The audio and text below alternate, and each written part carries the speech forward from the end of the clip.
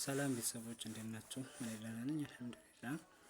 እንግዲህ እንደምትመለከቱት ከኋላ ያለው የፖፖ አፕሊኬሽን ኤጀንት አይዲ ቁጥር ነው። ስለዚህ ስለ ፖፖ አፕሊኬሽን መክፈልና ለመክፈሉን እኔም እንደናንተ ግራ ተጋብቼ ነበር። ነገር ግን እኔ በ3 ቀን እንደምታዩት $10 ሰርቼ 1570 ብር ዛሬ አስገብቻለሁ ማለት ነው። ስለዚህ ፖፖ አፕሊኬሽን የሚከፍል አፕሊኬሽን ነው፣ ነገር ግን መስራት ይጠይቃል።